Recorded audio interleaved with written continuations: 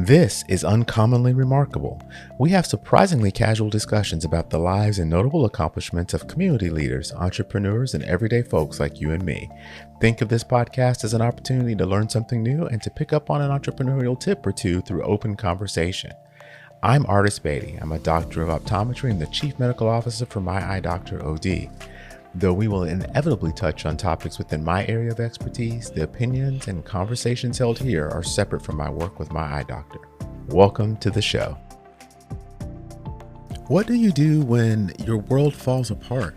When Barry Adkins lost his son Kevin to alcohol poisoning at just 18, he faced that unimaginable question. Instead of becoming a victim, Barry put Kevin's ashes in a backpack and walked 1,400 miles from Arizona to Montana, sharing his story with students along the way. In this conversation, Barry opens up about grief, forgiveness, and the mission that became Kevin's last walk. Ladies, gentlemen, all you remarkable people, please welcome Barry to the show.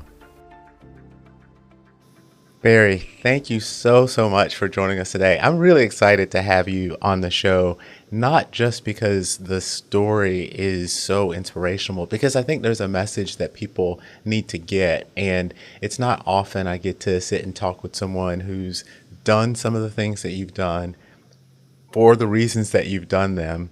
And I am really excited for you to talk to us a little bit about all the goings on and ultimately your son and what brings us full circle here today. So Welcome to the show. Well, thanks for having me on, Artis. I really appreciate it. You know, I as I was learning a little bit about you, there's so many small pieces. I mean, the fact that you became an author, you walked a very long way. You've been delivering a message to young people, specifically students, over the course of a very long time now, and it all began in honor of your son, Kevin. So, can you talk a little bit for us about Kevin? So Kevin was he was involved in the FFA. So he was raising pigs and riding mules and cowboy hats and belt buckles and driving old pickups and all of that kind of stuff. That was his high school. He was not a good student, and I tell everybody this. He was a lot like me. He was not a very good student, right? And he struggled mightily with it. That was just the process. He was actually flunking his English class in March of his senior year in high school. And, I would talk to him about it. You know what he would say? Yeah, Dad, don't worry about it. And, of course, I called the school anyway and talked to the teacher and all those questions, was he there? Because one of his problems was he would do an assignment and never turn it in. Just the strangest thing. That is the strangest thing. And the teacher actually knew what to motivate him, so she would go back into class and report back to him in front of all of his buddies that his daddy called to check on him. And then I get the phone call, right? You knock it off. Stop calling my teachers. And I'm like, look, dude, this is the only class you're even close on. Just take care of it. Yeah. And he did get his grades up, and he did graduate. And I remember at the high school graduation ceremony, he gave me a hug and whispered, "Thanks for not giving up on me, Dad." Oh, wow. And that speaks to the kind of person he really was, right? Because I've heard you talk a little bit about his personality and the fact that he was very giving and helpful for people. Yeah. He befriended David was his name. He was in third grade. He was in a wheelchair. And nothing wrong with David, right? Except his legs didn't work. And because his legs didn't work, it made it harder for him to make friends. But Kevin was the one that made sure that David got every place he needed to get. That's amazing. And those types of things matter so much because it usually takes one person who is ultimately kind to really get people to understand that others aren't so different, right? And it's a very special person that can actually be that one. So that's amazing. Yeah. So Kevin graduated, and he was deciding he was deciding kind of what he was going to do with life, and that's where this story really starts to take fold, right? So my understanding is that he was preparing to go out and be on his own. He was. So basically, what happened was he graduated from high school. He got a job working for an electrician, making good money. And this is it's just crazy because he wanted me to co-sign a loan because he wanted to buy a new truck. Hmm. And I agreed to co-sign that loan, but I made him give me 3 months worth of insurance payments and car payments, right? Because I didn't want to be on the hook for this, right? This is your deal, not mine. And I was hoping he'd find a truck from a private party because I really didn't want to deal with a dealership, right? 'Cause if he does it at a private party, I go to the credit union, sign papers, and I'm out of there in 5 minutes. Right. Go into the dealership because that's where he got it. And I'll never forget sitting down, and the first thing that guy said to me was, "How about some life insurance?" And I'm that guy. I'm that guy who rather indignantly told him that 18-year-old boys don't need life insurance because they don't die. Mm, But I was wrong. They do die. mm. He wouldn't live long enough to make a single payment on that truck. Unbelievable. Yeah. A couple weeks later, he started the process of moving out. He threw a bed, a TV, and a dresser in the back of his um, truck. Came back in, and he walked in the living room and he said something I've never forgotten. He said he wasn't going to take his toothbrush with him. Hmm. He'd be back tomorrow morning and grab it. And I walked out front with him like I normally do. It was just a thing. Walked out front with him, gave him a hug, told him I loved him and to be careful, and watched him drive away. It was the last time I saw him alive. That night, his friends decided to throw a housewarming party. Started with a keg of beer, moved on to shots. He left a voicemail for his sister that night talking about how he just did 6 or 7 shots in a row. He was really drunk, having a good time. Everybody's laughing. Shortly after he left that voicemail, he passed out. The people at the party laid him in his bed on his side in case he vomited. The party was still going on. They actually went in and shaved his head and his legs while he was passed out because he's just passed out, right? Oh man. But his buddy Craig was worried about him and kept checking on him. Around 4 a.m., calls started coming into 911. First calls were difficulty breathing. Next calls were not breathing. My son died alone in a hospital while I slept peacefully in my bed. That is unbelievable. And so from alcohol poisoning. Alcohol poisoning, that's correct. His blood alcohol content was 0.36%, Oh which wow. is very drunk. It's the only statistic I give people, but I tell them, hey, if somebody's passed out, you don't know how much trouble they're in. You just don't. Uh, Right. and people think, I'm not going to take them to the hospital for that. It happens all the time. Somebody's just got to have the guts to do it. And before this night, before he moved out, had he been a drinker before, or? You know, that's a good question. I suspected there might have been a couple of times, Mhm. but there was nothing obvious. And, people often ask me, did I talk to him about alcohol? I didn't really talk to him about alcohol. We talked about drugs a lot, Hmm. but I didn't talk about alcohol because we have an alcoholic in the family, and he always talked about how stupid he was and how he was never going to be like that. Mm. Mm-hmm. Right? So you kind of, as a parent, you go, well, okay. Yeah, that because you make the assumption he understands it, that he's giving you Right. back what you need back from a feedback perspective. You don't have to Right. worry about that. Yeah. And and I don't know how much information you have from that night from the people that were there, but um, what was it that kept them from calling for help or making sure that he got help? I think they thought it wasn't a problem. Mm, There wasn't anything nefarious about it. His buddy Craig was with him. A lot of the people at the party I really didn't know. He moved into a place It was a 28-year-old, which should have been a clue to me. It was renting out rooms in a house, and there was nothing. It's just one of those things where if you don't know about it, you don't know. Hey, this could be a problem Yeah. because we Yeah. don't know.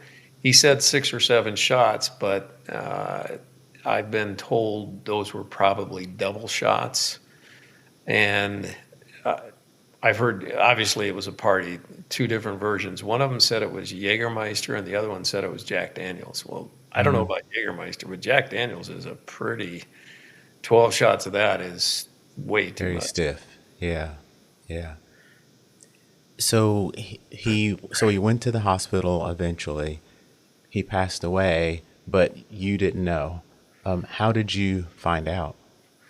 So the next morning was Sunday morning, right? My wife and I are sitting around drinking coffee, talking about what we're going to do or not do that day. At about 8:30 in the morning, the doorbell rings, and we're looking at each other because we weren't expecting company. And I open the door and I see two police officers and somebody in plain clothes at my front door. Should have been a big red flag, right? It should have been. But again, I'm that guy. It didn't even occur to me that something bad had happened. I actually Mm. joked with them as they came in. They didn't laugh at any of my jokes. One of the officers and the person in plain clothes stayed by the front door. The other officer walked in and stood in front of a brown chair that Kevin had sat in 2 weeks before and talked about how his life was finally beginning. He said there'd been an accident. Your son is dead. We asked who, because we have a number of children. Hmm. They said it was Kevin, and they handed me his driver's license. There's something pretty final about it when a police officer hands you your child's driver's license, because until that exact moment in time, you're holding out hope. Mm. This is all a big mistake. You've misspelled the last name. You need to be 3 streets over, yeah, at least next door, right? Any Right. place but my place. But when they hand you your child's driver's license, you know he's gone and he's never coming back.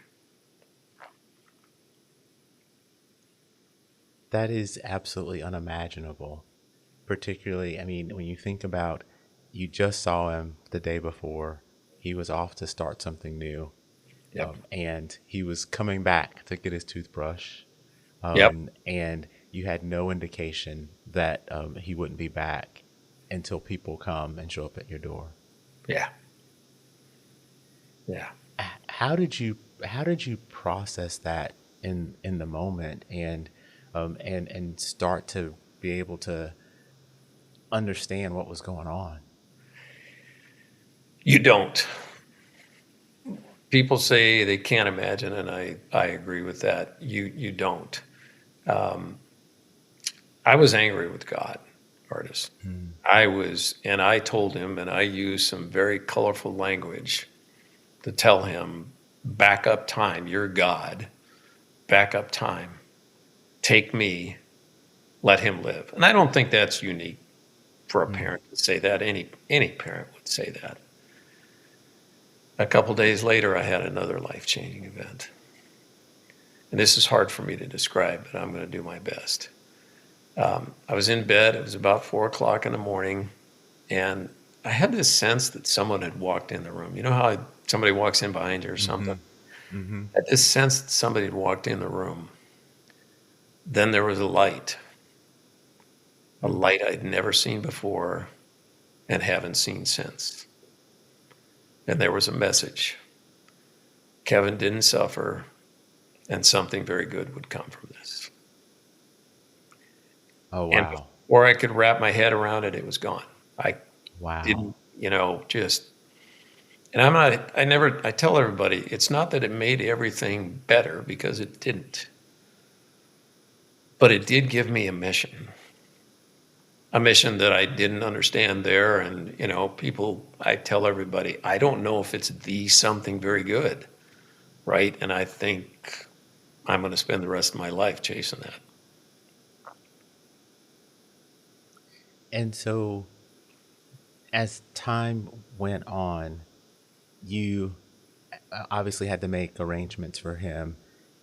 How did you make the decision that you were going to do something as monumental as go on a very long walk from Arizona to Montana? I like it. So we decided to have him cremated. And I remember going down to the funeral home, and you walk into the funeral home, and they've got nice pictures on the wall, and they're playing music in the background. They take me into an office, sit me down on a big, comfortable chair with a desk in front of me.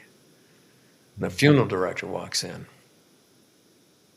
sets an urn down in front of me, an urn that holds all the remains of the kid that I burped, changed his diapers. I coached baseball, basketball, soccer, football. I taught him to shoot a gun and swing a golf club.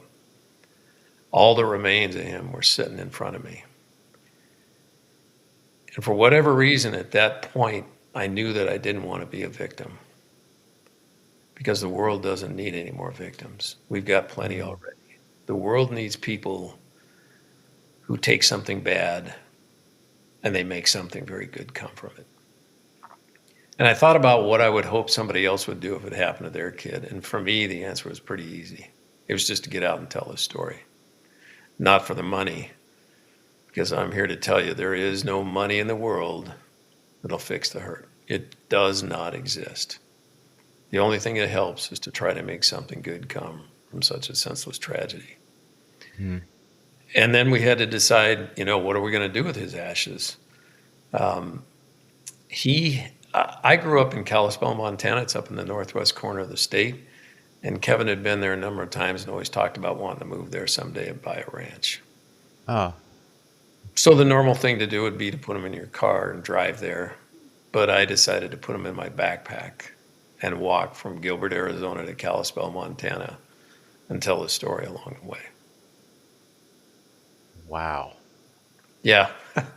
The idea for the audience that's a little older, in my mind, obviously it was a God thing, but in my mind, his favorite movie was Lonesome Dove. I don't know if you've ever seen it.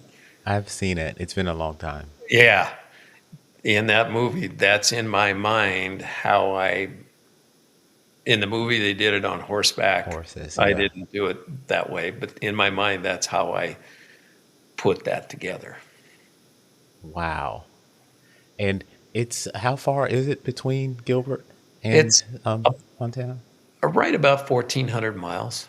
I averaged a little over 90 miles a week ish. I had plantar fasciitis, a bad knee, you name it. Blisters, ingrown toenail. I actually had surgery on my toe when I got back because, yeah, ingrown toenail, all of that good stuff. So yeah, there Oh was my goodness. plenty of that kind of fun stuff to deal with.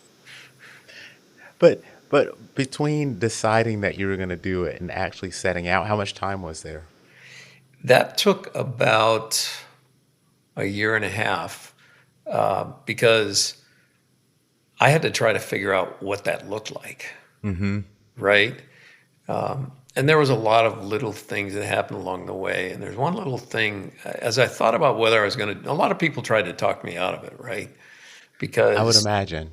hey, maybe you should just go walk a couple weeks and then come back the next year and do it. And I talked to this guy who said something that I thought was a good advice for life. He said, "How do you think you'd feel about it in 10 years if you don't do it?" Mm. And I'm like, that kind of sealed the deal for me. Finding someone, so I ended up. I thought I'd get a shoe sponsor or something. I write letters and do all of that, and it ended up there's a nonprofit here in town, notmykid.org. I had tried several places, and they agreed to do it. They set up the speaking engagements. They came up with a fair amount of money for it through a local donor, and they set it all up. I had to commit to think about the logistics around this artist. I had to tell them, okay, when are you going to be in these towns? Right. So we can call those schools and get this set up. So That's there was a right. lot of that. And I knew that I had to walk during the school year. So that's why it was about a year. And I left in February from Gilbert because I needed to, walk during the school year to hit the schools.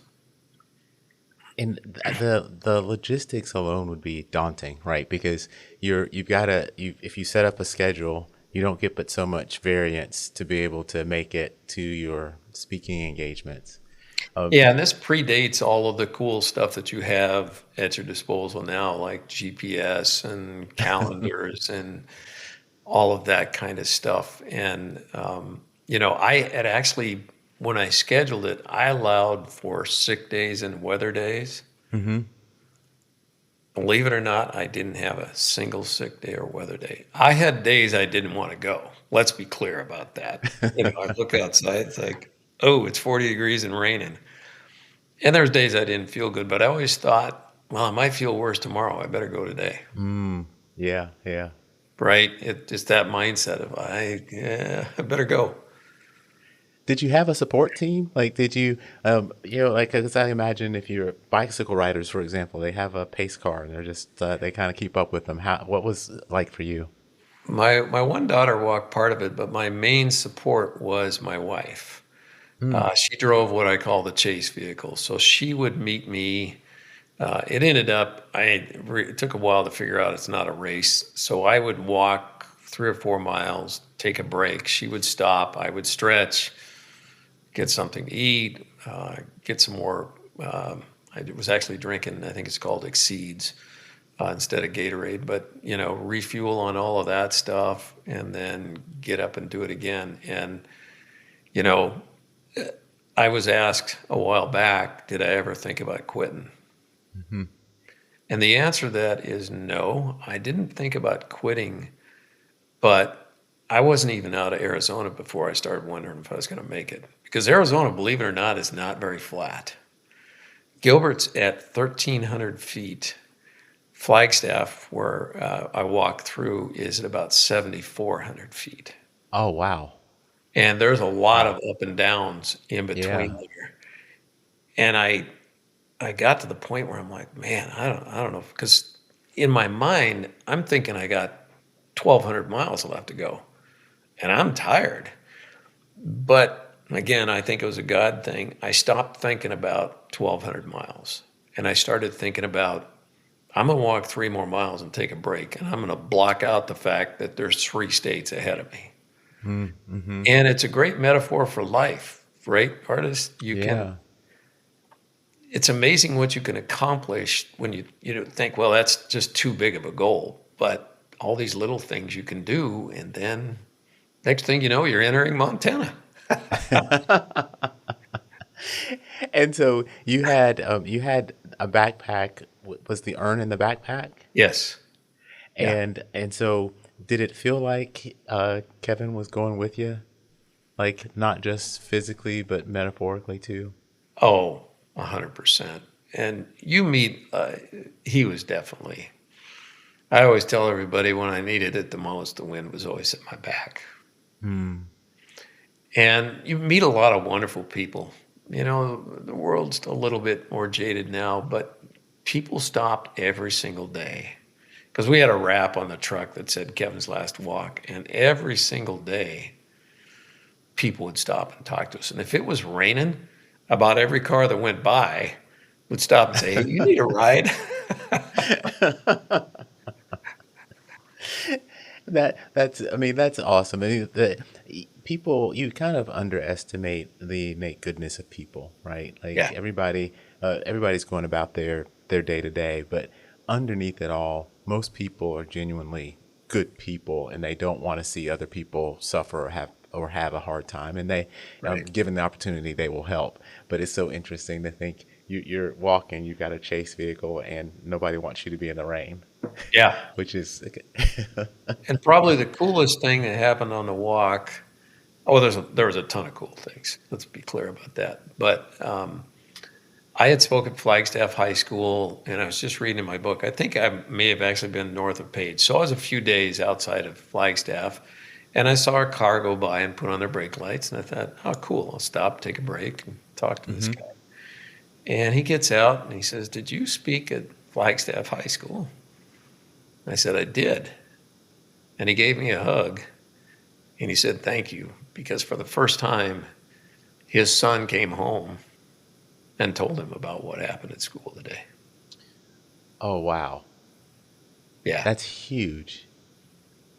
That's huge. Because, I mean, in growing up, and I grew up in a small town, like you're, you would come home and talk about things kind of that you wanted to talk about if you were going to tell your parents, but it wasn't really something that, oh, how was school? And you go into any detail. Oh, it was fine, Right. right? And so Yeah. it means that there was something that was really, really important to happen if he came home and really talked about school that day.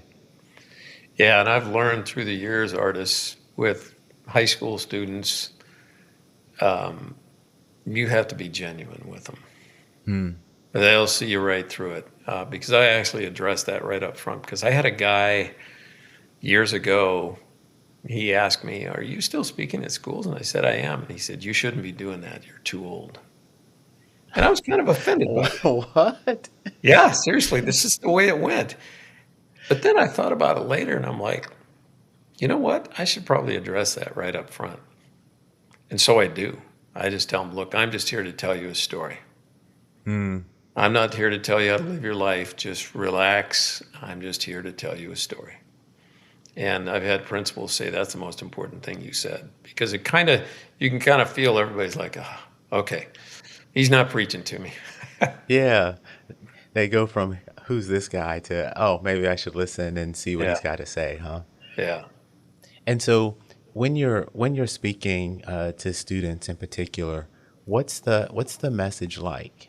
Because in today's world in particular, there's all kinds of stories, fictional, non-fictional, about things that could happen and things that might happen. And how do you get people to, or the students to really think about themselves and identify with what you're trying to get them to understand? Good question. Um, so I said that I talk about stories, but Hmm. the other thing that I do at the beginning is I tell everybody, look at me for just 1 second, eyes on me. I don't want you to listen here because you guys already know this stuff up here. I want you Mm, to listen from your heart. That's where the story comes from, and that's where life change happens. that's amazing. It's all God stuff, artist. I'm an old hillbilly. There's no way I can. Trust me, there is no way. There is no way. And I tell everybody, if God would have told me this is the plan, I said, yeah, why don't you pick somebody else? Yeah. Because and really I was really curious as to whether or not you had written things before, because you decided to write a book around this, and I wondered if you were a writer, if you had done a lot of public speaking, like, because it just seems like you're doing, like, this is a really big thing for someone to do. It is. And the answer to that is I'm an application engineer by trade. Mm. So I'm not, did I have to get up and do a few presentations here and there? Yeah. But um, absolutely none of that. I had to learn. I watched a lot of people speak. I read a lot of books. The book, so I kept a blog while that's the only thing we could do back then. To be clear, there was no FaceTime Live or any of that cool stuff that you can do now. But I kept a blog, and when I got done with the blog, I called one of my buddies up who had actually come and surprised me on the walk, came and visited me, which was really cool. And I said, hey, I'm going to print out this blog. Do you want a copy of it? And he said, no. I Huh. said, oh, okay. Well, why not? He said, because you're going to write a book. And I said, no, I'm not. Because I was pretty averse to big projects at that point. Yeah. And then a year or two later, I started that process. And I tell everyone, writing a book was harder than walking to Montana for me. Well, if you think about it, Wow. when you walk, I get up every morning, I know exactly what I'm going to do. But Okay, that's writing a fair. book uses all these different parts of your brain that I don't access all the time. I'm a guy, right? I don't access all of those things. I had people review it, and this one lady, so I wanted feedback. And by the way, you write a book and you give it to your friends to read, guess what they're going to say? Oh, it's great. Yeah, they tell you good things, right? No. So I got a book club to read it and went around the room and they told me something they liked about it. And then the part I wanted was, okay, I want you to tell me one thing, at least one thing you didn't like about it. And I'll never forget this one lady said, well, you told me more about your shoe selection than you did about how you felt about it when you finished the walk. But it's that kind of feedback that you need, Yeah, right? yeah. Because I'm a guy, right? You don't write about feelings. But Stephen King wrote a book on writing, and I tell everybody that the takeaway from that was that he explained it uses different parts of your brain. There's the creative part of your brain, and then there's the logical part that kind of puts things in place. And he said, you don't try to do them both at the same time. And he Mm, said when he writes all of his books, he would close the door and just type. Don't worry about where it's going to go or whether you're ever going to use it. Just type. And then later, with your logical part of the brain, you try to figure out, is this usable? Where would it go? That mm. kind of thing. Yeah, it And that was. makes sense. That makes Yeah, sense. it does, because it's two different parts of your brain. So, when you finally did make it to Montana and the walk was over, like what did you feel like, or what did you do, right? Because you spent so much of your time now on that mission and the mission was accomplished. Did you Yeah, feel at peace because you were done? I felt at peace, but I also knew that it wasn't over. Because Mm, I got asked a lot of times, what's next? And I said, I don't know. And I just kept telling the story every chance I get. And that's what I do podcasts now. And I speak at schools. And, in the beginning, artists, when I did this, I had it all typed out and I read it. When I was on the walk, and you could hear a pin drop in the room, 1,400 kids in the room, you could hear a pin drop. But I had it all typed out and I read it and I rationalized this. You'll like this. Because when Martin Luther King gave his I Have a Dream speech, he read it. mm, And I said, so what's wrong with reading it? But I had really good advisors that said, you need to drop kick that. Not my kid. I'll never forget one of the, well, they were called counselors, I think, but they listened to my presentation and she gave me the best advice that I've ever gotten. She said, I don't really care about all that other stuff. yeah. I want to be sitting in the room when you get that knock on the door. Mm, Tell me about that knock on the door. I want to walk into the funeral home with you. mm, Tell me about that. And it took years. I'm a happily married man, artist, and I have my wife sat in on a lot of them, and she gave me great feedback because she would sit in the back, and you can read an audience from the back, right? yeah, you can. Yeah. And she would say, "No, you lost him with that.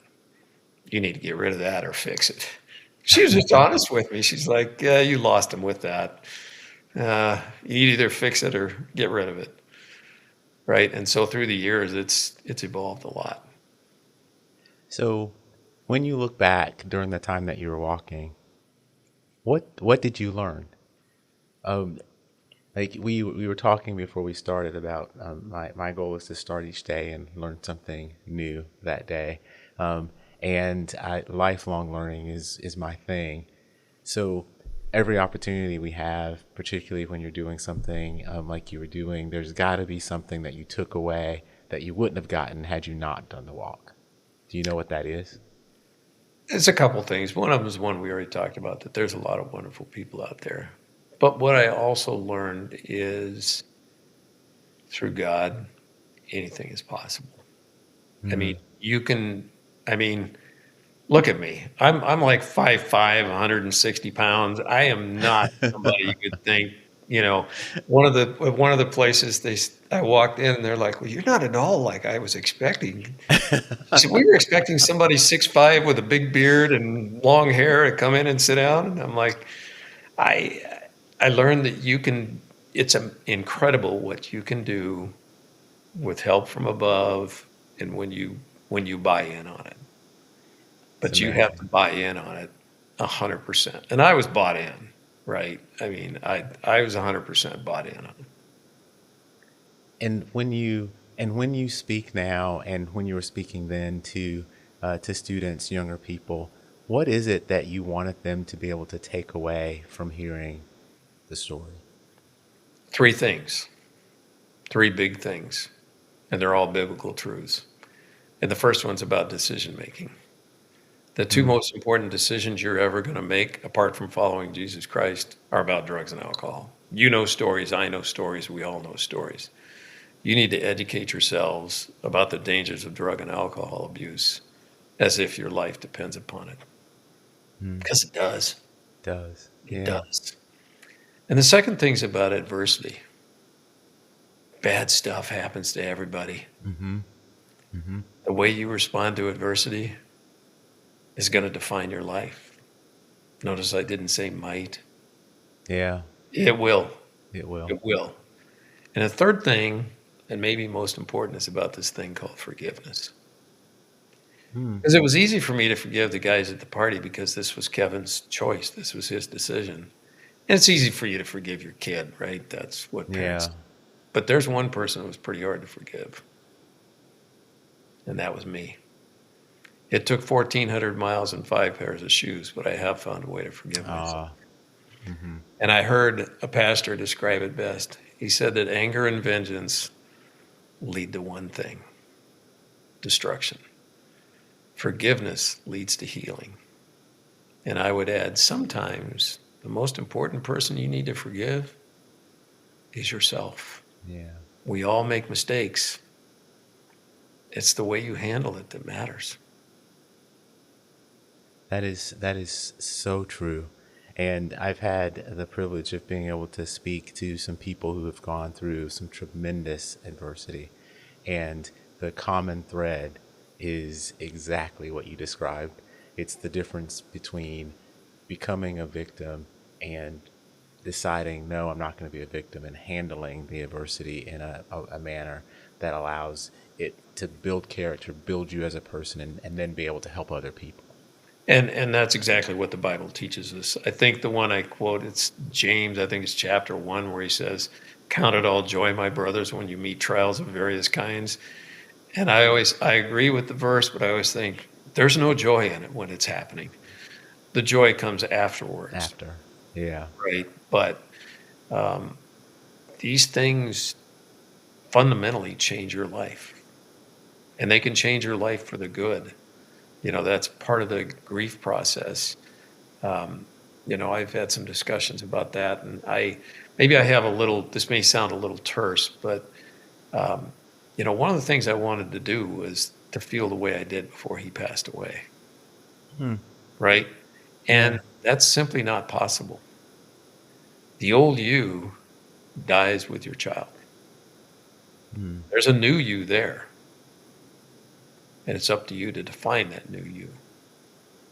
But the old you is gone. You will never, and it sounds harsh, right? But it's true. Mm-hmm. You're never going to feel that way again. And you have the opportunity to define who that person is and becomes, Yes. and it's all in how you decide to do that. Yeah. Yeah.